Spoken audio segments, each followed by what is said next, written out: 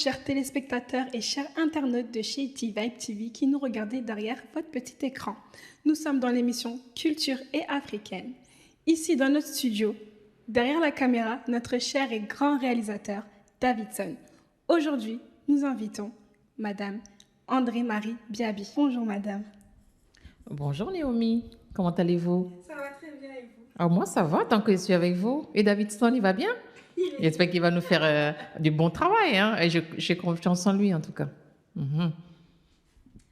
Alors j'ai quelques questions à vous poser.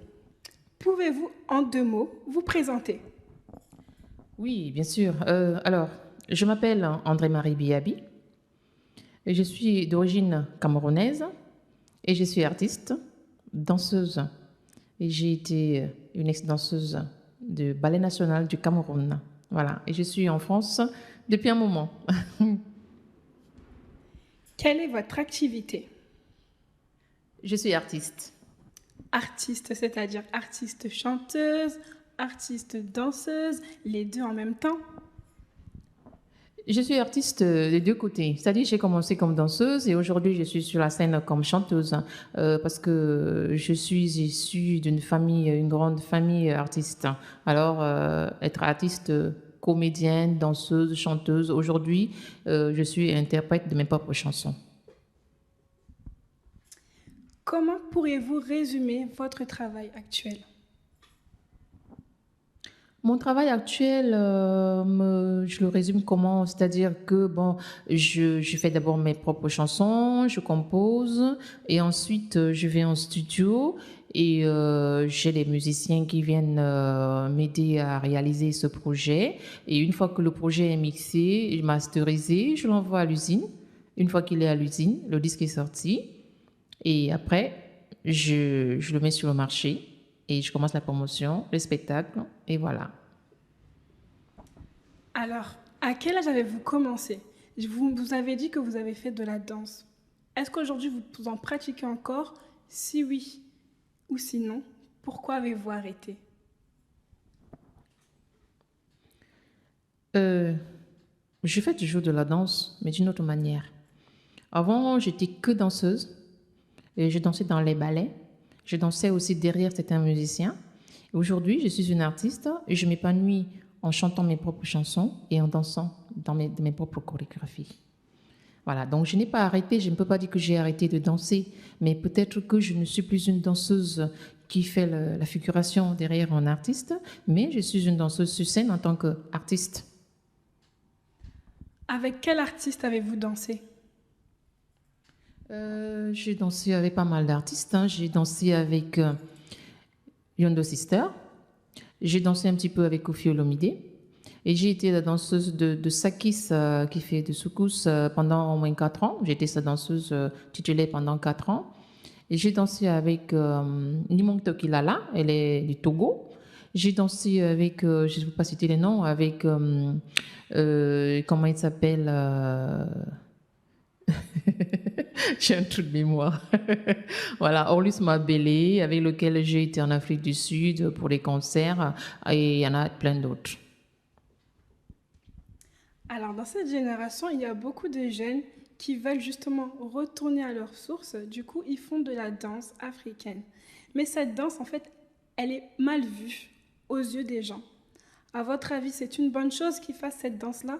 Ou c'est mieux de se diriger vers le hip-hop qui est de la danse de notre génération? Qu'est-ce que vous pensez en fait de ces jeunes qui font la danse africaine? Je ne peux pas leur reprocher hein, ce qu'ils font, les jeunes. Parce que, en fait, les jeunes suivent le sens du vent. C'est-à-dire, ce qui est à la mode, c'est ça qui est fait par les jeunes. Alors, je ne peux pas les encourager non plus. Parce que c'est limité et c'est des choses qu'ils le font parce que c'est à la mode. La danse africaine, ce n'est pas une danse qui est à la mode. La danse africaine ou la culture africaine, c'est quelque chose pour montrer d'où on vient. C'est-à-dire, on sait d'où on vient, on connaît ses racines, on connaît son histoire. Parce que moi, si je parle de la danse africaine, je peux expliquer un pas de danse, par exemple. Je peux écouter le son d'une percussion, je sais ce qu'il a raconté. Et moi, je danse en fonction de ce son de percussion. Aujourd'hui, le jeune rappeur, il va juste prendre les pas, il va le mettre dans sa musique du rap, il va tourner, il va danser, il va envoyer les pieds par-ci, par-là, il va faire du rap avec, il va danser, et ce serait très joli à voir. Mais pour combien de temps? Par contre, la danse africaine, ça ne se périme pas, et ça reste toujours là, mais il faut écouter le dialogue, parce qu'il y a un dialogue entre le percussionniste et le danseur. Le chanteur et le percussionniste, c'est un dialogue aussi, parce que la musique traditionnelle est basée sur la percussion, le tam-tam, le tambour, tout ce que vous voyez comme instrument musical africaine, ça dialogue avec la personne qui danse. Parce que le batteur, c'est lui qui gère le danseur. Et chez les danseurs, il y a aussi un pilier. Donc, c'est lui qui guide les danseurs en même temps. Donc, c'est très compliqué, mais en même temps très facile et beau à voir. Mais il faut vraiment le suivre, quoi. C'est pour ça que moi, je dis, je ne reproche pas les jeunes. Parce que les jeunes, je ne veux pas les lancer la pierre. La faute vient des adultes. Les adultes qui s'intègrent aussi dans les trucs de la jeunesse sans avoir la culture à apprendre aux jeunes. Donc moi, je pense que je parle déjà des adultes qui doivent déjà montrer aux jeunes qu'est-ce qu'ils peuvent faire. Et maintenant, le jeune va rajouter son petit grain de sable dans ce qu'il a appris et ça va faire un plus. Et c'est ça qui est très joli à voir. Parce que les jeunes apprennent, les adultes aussi apprennent. Parce que quand on reste dans la culture et qu'on n'a rien de nouveau dessus, on va toujours tourner, ça s'arrête monotone. Alors que si le jeune il ramène quelque chose de nouveau, il va dire, on m'a appris à faire tel pas, et maintenant je vais le modifier, je vais le faire à la façon des jeunes. Et maintenant, tout le monde va apprendre à danser comme ça. Mais ça vient d'eux. Il faut qu'on parle de la provenance du pas de danse. Il faut qu'on parle de la provenance du rythme là où ça vient. Ça, c'est très important pour tout le monde. Qu'est-ce qui vous a donné envie de commencer? Qu'est-ce qui m'a donné envie de commencer? L'amour de la culture, d'amour que j'ai pour la culture africaine, la danse, la musique, le chant, tout ça, ça me donne envie de commencer, ça me donne envie de rester, ça me donne envie de continuer toujours à faire ce que je suis en train de faire. Parce que, comme je disais tantôt, j'aime partager, j'aime apprendre et j'aime aussi apprendre aux autres et apprendre ce que les autres m'apportent de leur culture. Et il ne faut pas qu'on se limite que sur la culture d'une tribu, d'un pays limité, quoi. C'est-à-dire qu'on va prendre un pas de Sénégal par-ci, un pas de Malien par-là, un pas de Camerounais par-ci, un pas de Congo par-là. On peut faire avec ça, ces 3-4 pas qu'on a pris, on fait quelque chose dessus et ça nous donne quelque chose de beau en plus. Et c'est très important. Donc, ça nous fait apprendre. Quel est votre parcours? Avez-vous fait des concerts, des tournées, des albums en cours? Oui, les concerts, j'en ai fait en tant que chanteuse, oui. Les tournées aussi. Et maintenant, j'ai déjà 2 albums sur le marché. Et ces 2 albums-là n'ont pas vraiment décollé comme on croit, comme on pense et comme on a envie. Parce que déjà, dans un premier temps, je me suis autoproduit dans le premier album en 2005 et je me suis autoproduit de mon 2e album en 2008. Ça n'a pas vraiment décollé comme je croyais, comme j'espérais. Et là, sur mon 3e album, mon remix, j'espère que j'aurai un producteur qui va croire en moi et pouvoir m'aider à promouvoir donc de cet album du remix que j'ai fait. Donc voilà, et je compte vraiment aller plus loin avec ça, quoi. Donc j'ai espoir. Y a-t-il des personnalités qui vous ont influencé? Si oui, lesquelles? Alors, si on parle de personnalité, je vais parler de l'artiste Tina Turner, qui avait un charisme qui m'avait beaucoup marqué et qui m'impressionnait beaucoup, parce que c'est une dame qui montrait vraiment l'amour, la passion qu'elle avait pour son métier, et c'est cette rage d'envie d'arriver, de réussir que j'aimerais avoir et que j'espère un jour que je pourrai avoir. Et puis, il y avait d'autres artistes aussi. Hein. Il y avait Myriam Makeba, paix à son âme. J'aimais bien, elle dansait pas, mais elle chantait. J'aimais aussi ce qu'elle faisait sur scène. Et il y a aussi une grande artiste au Cameroun qu'on appelle Anne-Marie Nzié. C'est une dame qui a aujourd'hui, je peux dire 100 ans, hein, si on peut le dire, hein, mais elle a une voix impressionnante. Jusqu'à présent, quand elle chante assise maintenant parce qu'elle ne peut plus se mettre debout, mais la voix n'a pas changé, la voix n'a pas vieilli. C'est impressionnant. Voilà. Et pensez-vous avoir cette même force ou ce même charisme que Tina Turner dégage lors de ses concerts? Oui, bien sûr. La force, moi, je l'ai. L'envie, la volonté aussi. Mais j'ai besoin d'être entourée. J'ai besoin des gens qui m'aident à y arriver. Parce que moi, déjà, de mon côté, je pense que l'effort que je fais, déjà, c'est prouver aux gens que je peux le faire. Mais j'ai besoin d'aide. J'ai besoin d'être accompagnée. Et ces gens-là, qui sont là, qui me regardent, qui nous regardent aujourd'hui, qui doivent vraiment me faire confiance. Parce que ces personnes que j'ai citées étaient entouré des gens qui croyaient en eux. Et quand on est entouré des gens qui croient en vous, on a plus de force et on se bat tous les jours encore plus. Pour ne pas décevoir ces gens-là, on se bat encore 2 fois plus. Donc moi, je me bats déjà. Si je sais que je suis entourée, je pense que je me battrai encore 2 fois plus pour ne pas décevoir tous ceux qui ont confiance en moi et qui croient en moi. Parlez-nous de vos projets à venir. Est-ce que vous comptez faire des concerts ici en France ou en Afrique, dans d'autres pays?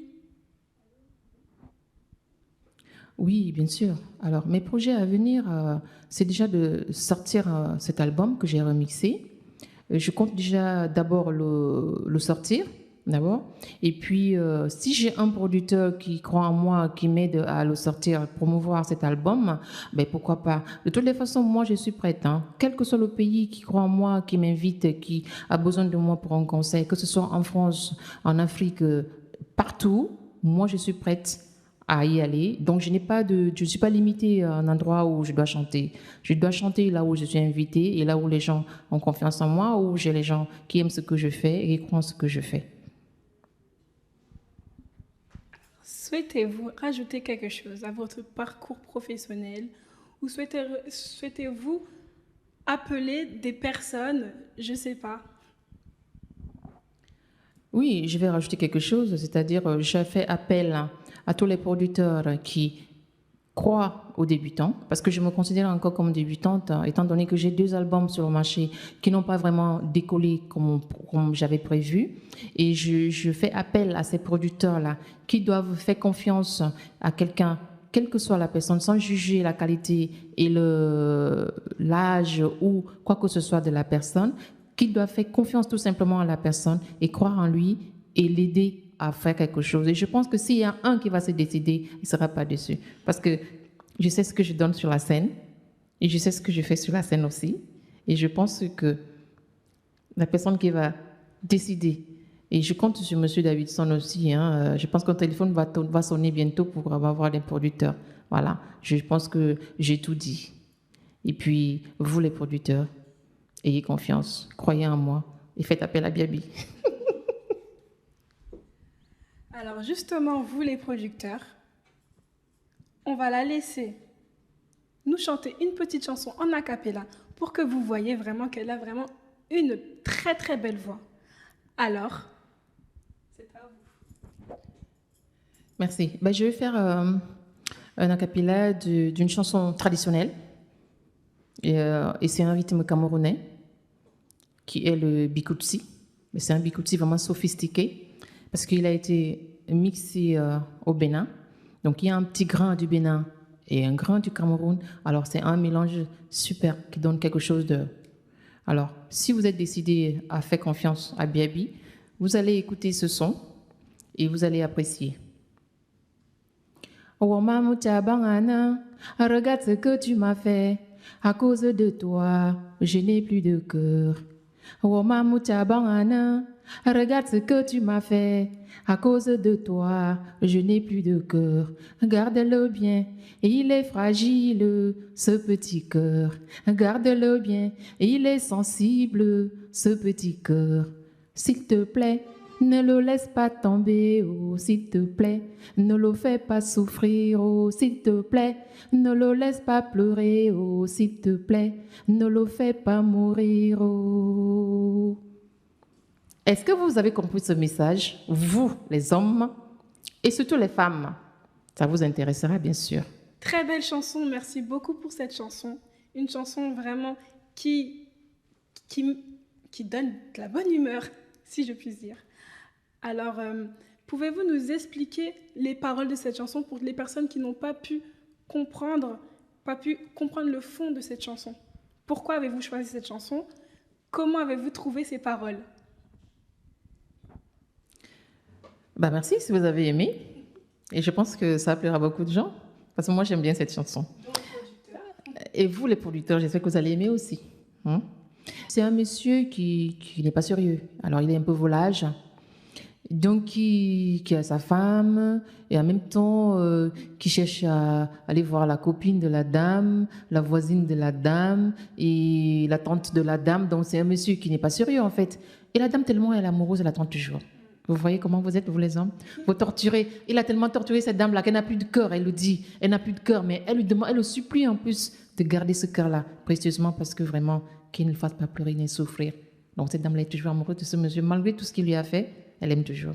Donc, c'est pour en même temps passer un message d'amour, à quel point on peut aimer, quoi. C'est-à-dire qu'on peut aimer malgré qu'on se fait piétiner, mais il y a quelque chose qui dit oh, je l'aime quand même.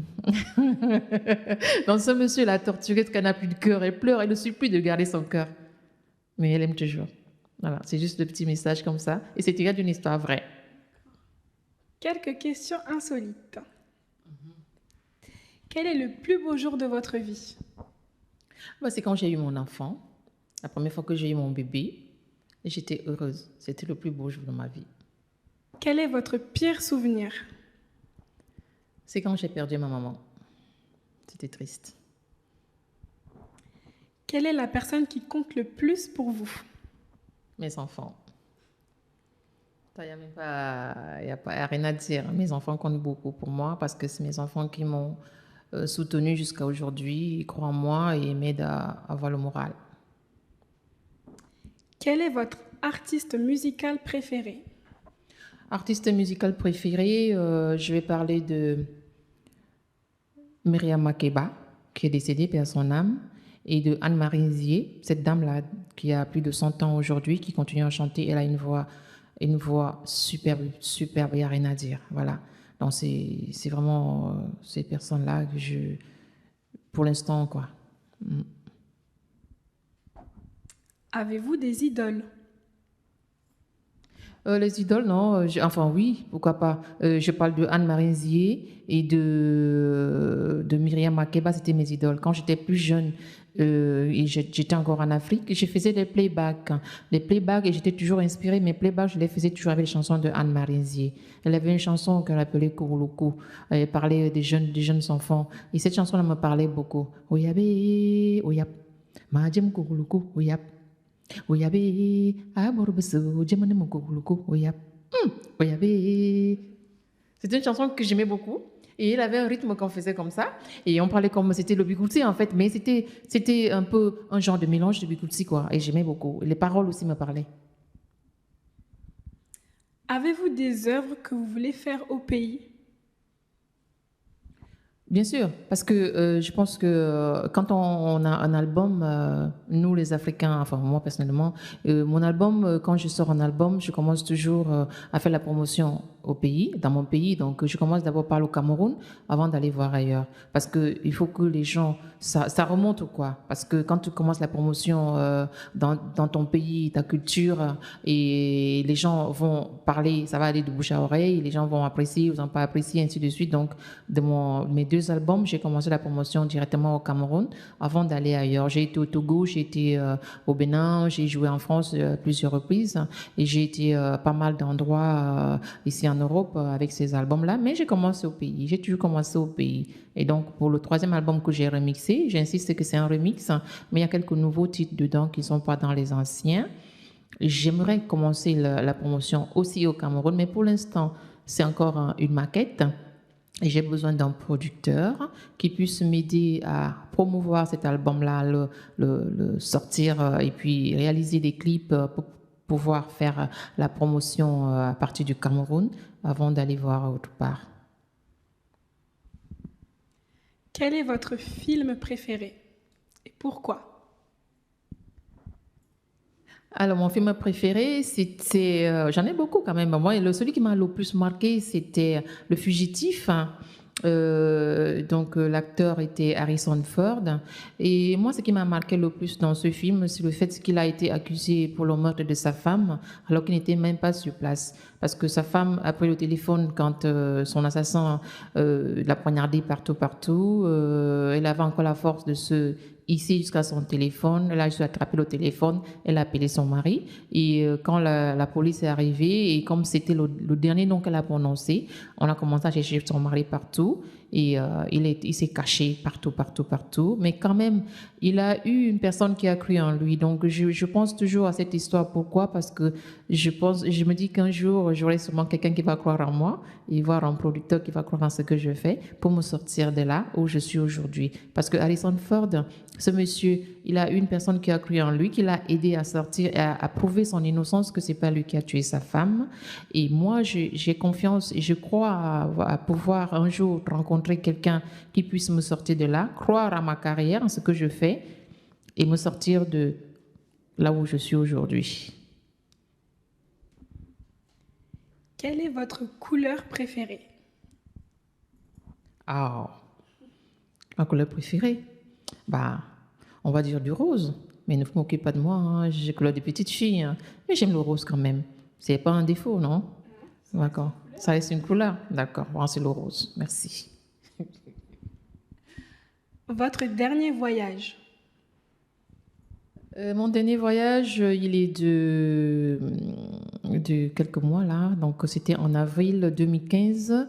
J'étais à Cotonou, au Bénin, justement, pour le studio. Donc, on fait le remix de mon album actuel dont je suis en train de parler et chercher un producteur. La destination de vos rêves? Les États-Unis. Pourquoi? Je ne peux pas trop expliquer, mais j'ai toujours rêvé les États-Unis. Voilà. C'est un rêve de petite fille. Je pense que tout le monde a un rêve, hein. Voilà. Si vous étiez un super-héros, qu'est-ce que vous changeriez dans le monde? Waouh, bah écoutez, hein, mais comme je ne serai jamais un super-héros, mais vraiment, si je puisse être un super-héros un jour, mais ce que je vais changer dans le monde, c'est déjà, il faut qu'il y ait de la paix, il faut qu'il n'y ait plus de guerre, les gens qui s'entretuent, hein, toutes les bagarres et des viols, les agressions, les tueries, tout ça là, ça ne devrait pas exister. Voilà, moi, ce que je changerais dans le monde, ce serait ça, et laisser la parole aux jeunes. Les jeunes doivent s'exprimer, les jeunes doivent on doit écouter les jeunes parce qu'ils ont quelque chose à dire aussi et laisser la parole à tout le monde et ne pas faire la loi du plus fort. C'est la loi du plus fort qui fait qu'aujourd'hui, on s'entretue et qu'on se bouffe à gauche, à droite. Et vraiment, le mot que je pourrais dire, c'est si j'étais un super-héros, je donnerais que la paix au monde, l'amour, parce que c'est très important. Quand il n'y a pas l'amour, on ne peut pas avoir la paix. C'est vrai. Que pensez-vous de notre émission et de notre cher réalisateur Davidson qui se trouve juste derrière la caméra? Mais c'est une superbe émission et je suis très heureuse d'avoir été invitée ici et je pense que ceux qui n'auront pas l'occasion de suivre cette émission auront perdu beaucoup de choses. Et M. Davidson, c'est un grand réalisateur, c'est un grand caméraman, et puis il fait du bon boulot. Et puis je pense que c'est les opportunités qu'il donne qu'on doit lui donner à lui aussi. Donc cette émission, je suis très heureuse d'avoir été invitée ici. Et puis j'espère que ça continuera comme ça. Et quand je sortirai d'ici, je prendrai, ce sera un exemple pour moi, que ce sera grâce à l'émission que je suis devenue une grande star. Et je croise les doigts. Voilà. Et ce sera super parce qu'il y a toujours un début. Il y a toujours, ah, quand j'ai commencé, j'étais là, je ne savais rien. Mais voilà, heureusement que bon, voilà, il y a des gens au monde qui aident quand même les autres. Voilà. Et je pense que M. Davidson, merci beaucoup à vous et à vous aussi. Pouvez-vous improviser un petit chant sur l'émission Culture africaine et sur D-Vibe TV? Improviser. Alors.